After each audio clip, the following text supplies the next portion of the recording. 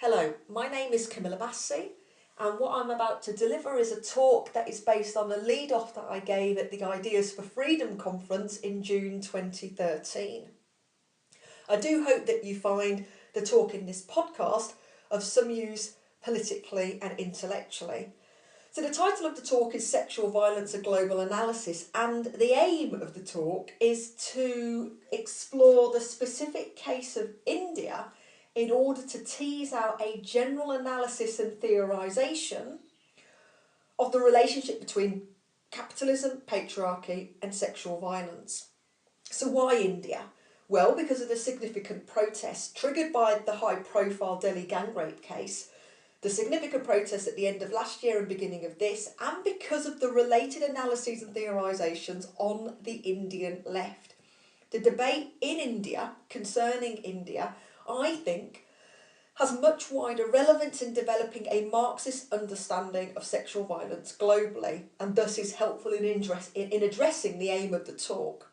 So my lead-off is going to be structured in 4 parts. In the first part, I want to recap on the India protests. In the second part, I want to give an indication of some of the Indian left responses. And I'll look at briefly 3 responses. 1, which I've called the feudalism and lumpenproletariat thesis. 2, the perils of the capitalist market thesis. And 3, a thesis that I think attempts to grapple with contemporary contradictory capitalism and its intersection with pre-capitalism and patriarchy. In the third part of the talk, I want to look at one particular example of the British left response to the India protests. And in the fourth and final part, I want to offer some conclusions on capitalist political economy and patriarchal culture. So let us begin then with a recap of the India protests. On the evening of the 16th of December last year in 2012, a young female student was gang raped on a Delhi bus. Less than a fortnight later, she died of her injuries. Almost immediately, a layer of young, urban, educated people, sociologically, if you like, middle class, protested.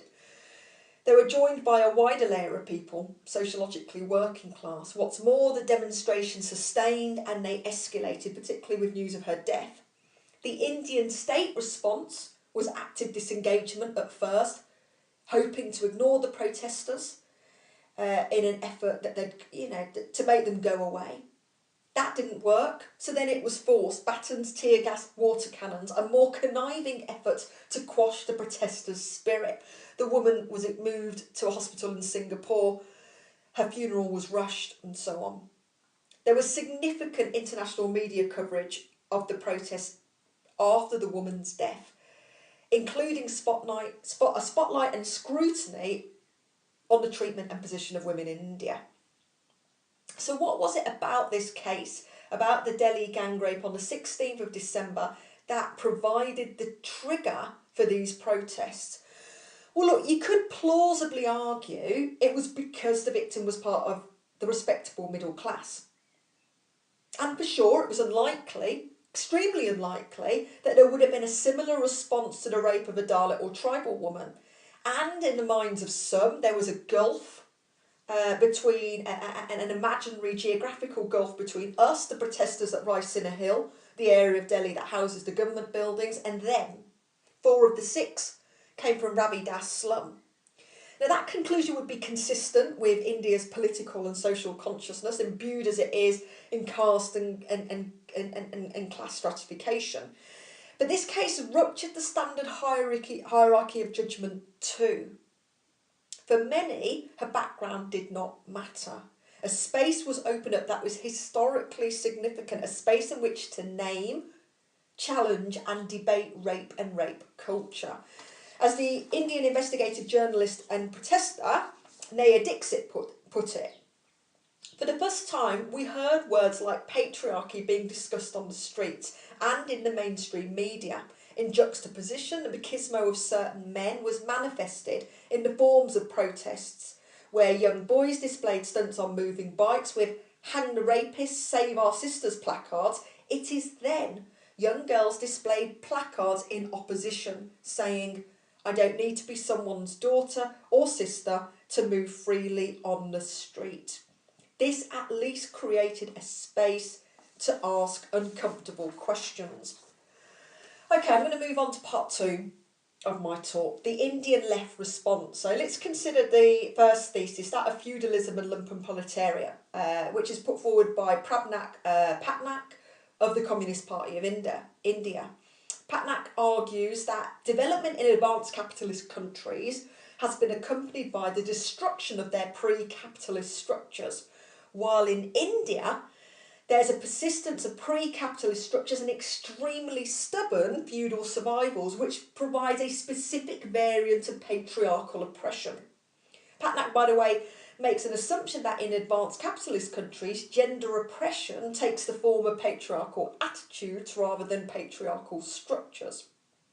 Patnaik talks about a dialectical relationship between the lack of destruction of an old community that underlies patriarchy and the development of a vast lumpenproletariat, and the weakness in the formation of a new community. Let me just quickly offer a definition, by the way, of lumpenproletariat, seeing as it's so central to this thesis. What he means here is a layer of the working class unlikely to ever achieve class consciousness. Indeed, a layer of the working class that may even be an impediment to a classless society, to achieving a classless society. So Patnaik talks about a vast lumpenproletariat, breeding criminality, especially towards women. And this is how he explains the Delhi gang rape. It's an exemplar of just this. It's worth noting, I have to say, that India's ruling class, its police and media, also profile poor and migrant labour as the fountainhead of crime and violence towards women.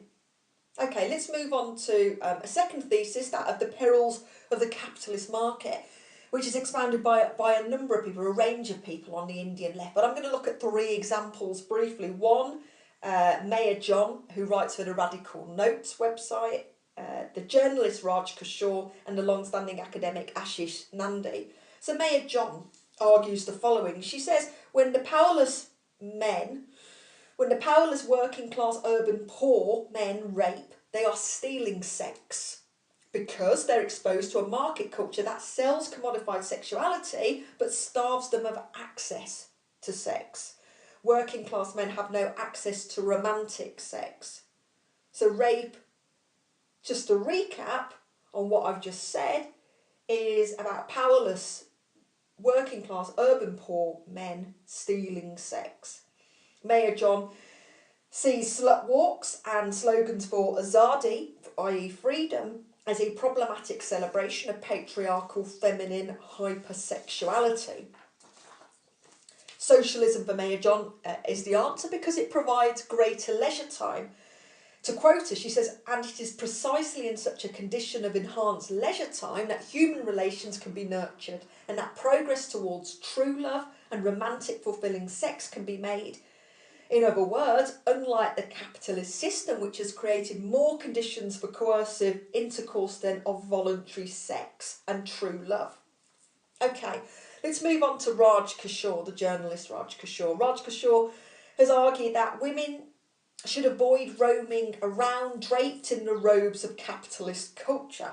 Capitalism and the consumerist market, he argues, denude women in order to sell things. Denude women. Denude meaning strip women, make them bare, undress women. So I guess he's getting at here that the consumerist capitalist market sells women in skimpy clothes and commodifies the image of women in skimpy clothes. And he links that in some way, in an implicit way for sure, to rape within Indian cities. Ashish Nandi, moving on to Ashish Nandi, the long-standing Indian academic. Ashish Nandi has produced work that, in more general, is an anti-colonial critique of modernity from liberalism right through to Marxism. And in this work, he revives the mythological and suppressed tradition and fantasy Indian village. As such, not just in the case of the Delhi gang rape and related protests, but previously, his arguments, which come from the left, tend to intersect with arguments that are made by the Hindu fundamentalist right. So during the Delhi gang rape protest, when the head of the Hindu right, Mohan Bhagavat, claimed that rapes only occur in India, not Bharat, i.e. in the modern sector rather than the traditional sector, this is kind of echoed in Nandi, who stated at the time, in these anonymous societies, i.e. the cities, kinship dies and community ties weaken and become superficial. It is in these circumstances that you see the kind of rape that you are seeing today. These kinds of rape that we hear of now are mostly violent. Okay.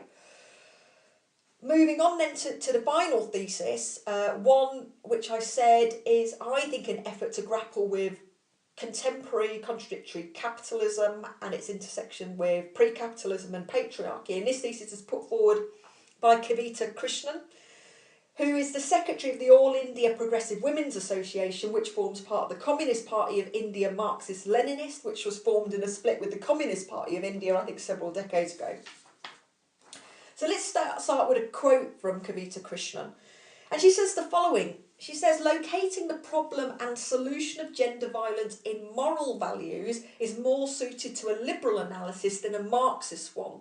The struggle for women's emancipation, as understood by Marxists, has to be for a revolutionary transformation of the structure of production and reproduction. Socialising reproduction and getting rid of the gender division of labour must be key to such a transformation. As Ellen Miskin-Woods notes, socialism may not itself guarantee the destruction of historical and cultural patterns of women's oppression, but socialism will be the first social form since the advent of class society whose reproduction as a social system is endangered rather than enhanced by relations and ideologies of domination and oppression. Kavita Krishnan argues that patriarchy is one axis of the capitalist system. It's part and parcel of the structural edifice of capitalism. She says that in India, caste oppression and patriarchal anxieties around marriage and dowry mediate the entry of women into the global labour market. Capitalist development in India promotes caste and gender oppression, including regressive elements that are associated with pre-capitalism. Kavita Krishnan explains a global upswing in gender violence by tracing it to the imperatives of global capital and their local agents. And she says that the imperatives of global capital and their local agents drive the following three things. One, an increased burden of social reproduction. Two, the availability of women in former colonies as pliant labour. Take, for example, the exploitation of women's labour in the factories of Bangladesh. And three, the use of rape as a weapon against movements who struggle against the state and capital accumulation. In response to Patnaik, Kavita Krishnan queries the following, and specifically in response to Patnaik's idea of this vast lumpen proletariat that is devoid of, progressive, anything progressive politically.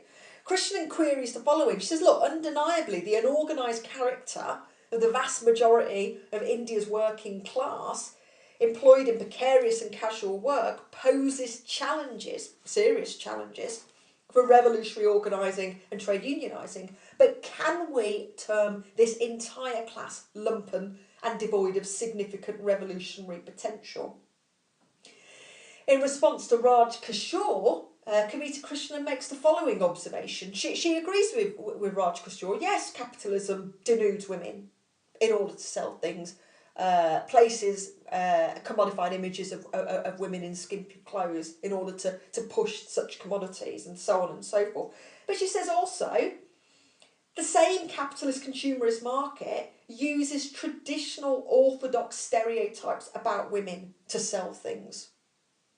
Okay. In conclusion, she observes the following of the protests that took place in India that I think is very significant, and again I think relates to her retort to Patnaik.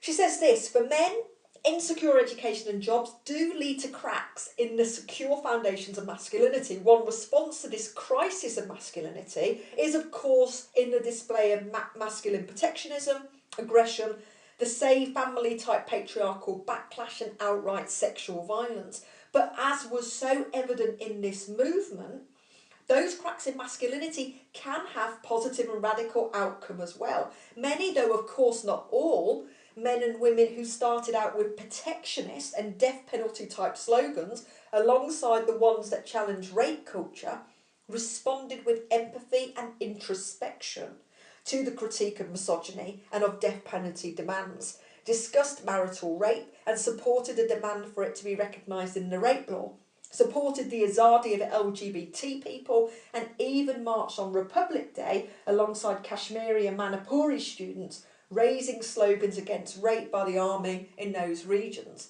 She concludes the following, and I think it's quite a powerful conclusion. She says, even as we hold capitalism responsible for its commodification of women, we must demand, win and defend each and every freedom that women can enjoy, in a relative sense, in capitalism. Our critique of these bourgeois freedoms cannot be from a feudal, traditionalistic standpoint. Rather, it is from the vantage point of socialism. Okay, I'm going to move on to part 3 of my talk, which is looking at one particular example of the British left response to the India movement. And specifically, it's Owen Jones's piece in The Independent titled "Sexual Violence is not a cultural phenomenon in India, it is endemic everywhere." Now, apparently the title was not of his choosing, so really my response is based on the actual content of his article. And he says the following: "It's always comforting to think, despite everything that the 20th century should have taught us, that those who commit vile acts are subhuman, are not like us, so we can create an emotional distance from them. It is comforting to think that this is someone else's problem, a particular scandal that afflicts a supposedly backward nation. It is an assumption that is as wrong as it is dangerous." Now, what's Owen doing here? Well, Owen is cautioning against an Orientalist type racism in which us in the West feel superior, smug even to them in the East. And so in his article he says, look at France, look at the US, look at the UK. Similar atrocities, awful rapes happen here too. But what Owen downplays is the distinctiveness of Indian patriarchal culture, fused with and fuelled by a growing religious fundamentalism and its intersection with capitalist social relations. Violence against women is universal, I agree, but we must also recognise that in countries across the world, north, south, east and west, the natures, the degrees and the differences are a big deal too. As Hassan Saror of the Hindu newspaper noted at the time, in observation of some of the British left response in the media over here, as Hassan Saror noted, poor though Britain's record on punishing sex offenders may be, the fact remains that the streets of major British cities are much safer for women than Indian metros. What happened in Delhi on the night of the 16th of December will not happen in London, and that's a big deal. Ask any woman. On Owen's geography, on his east-west dichotomy, I remember reading the article at the time and thinking, well, what of the Indian diaspora? And I reminded myself of the British Sikh protesters in 2004, who succeeded in banning a play due to be shown at the Birmingham Rep Theatre, written by Gurpreet Kaur Bhatti. The play was called Betsy or Dishonour, and it depicted, amongst other things, a rape in a Gurdwara. On the left, the cultural relativists supported the play's cancellation out of respect.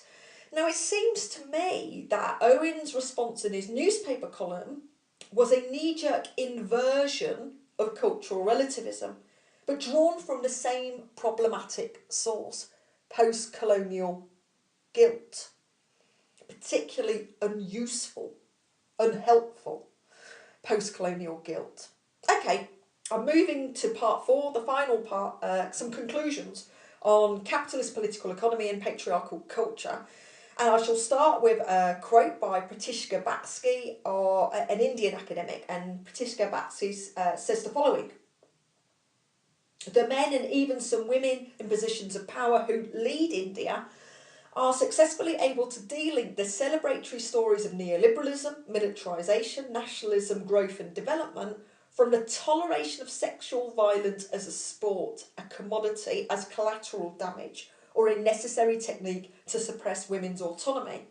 Alas, the brutality that Delhi witnessed is the effect of the toleration and celebration of rape cultures in India."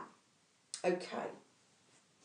Now, I think that there is some merit to the feminist academic Nancy Fraser's understanding of capitalism as specialised economic relations that are relatively decoupled from the relations of kinship and political authority, such that, and this is the significant part, such that the link between, on the one hand, the accumulation of surplus value, and on the other hand, the mode of sexual regulation becomes reduced in force.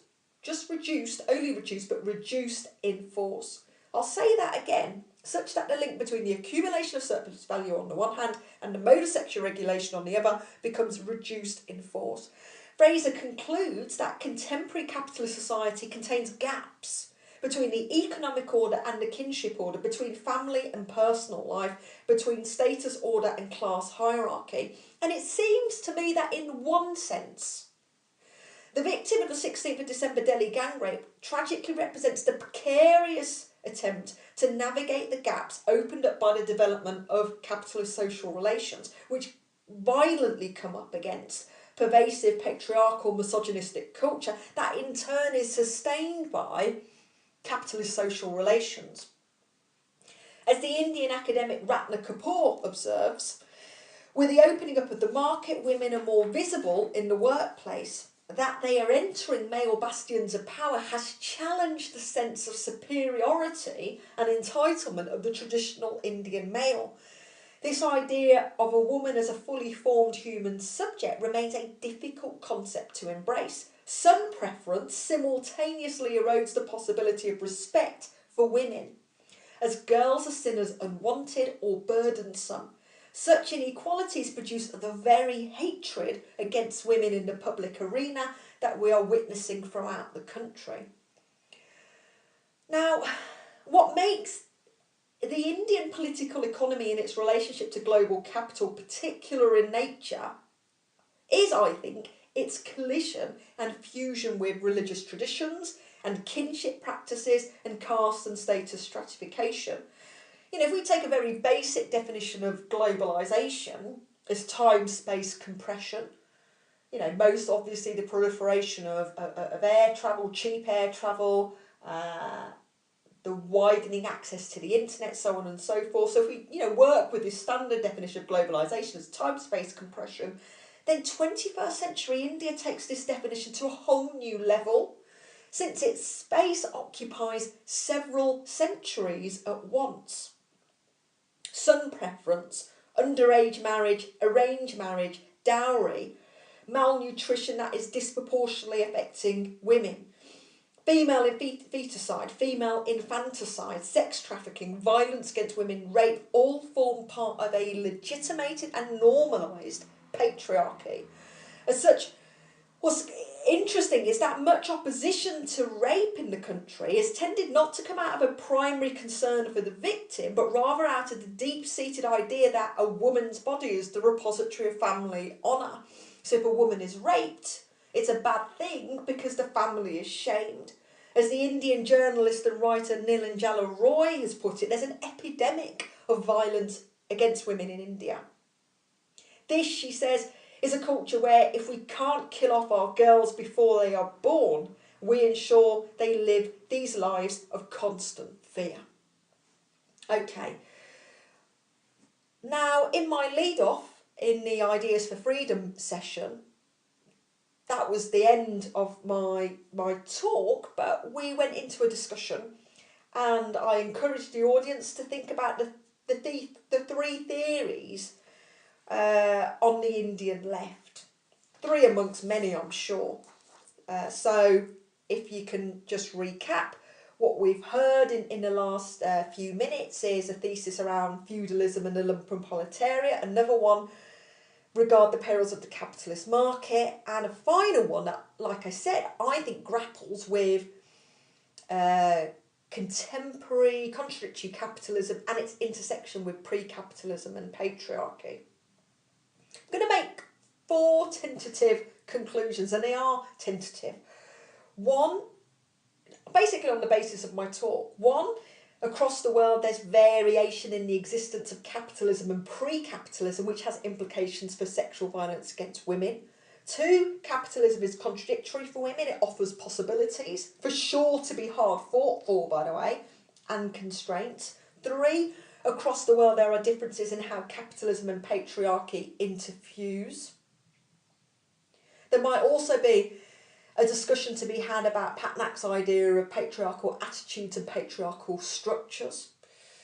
And the final one, which is this: the struggle for modernity is such that a critique of the capitalist oppression of women must be from the vantage point of socialism and not tradition, which often forms part of an anti-colonial and anti-Western rhetoric, where, as I've already mentioned, there is a danger of some on the Indian left intersecting with some on the religious right, religious fundamentalist right.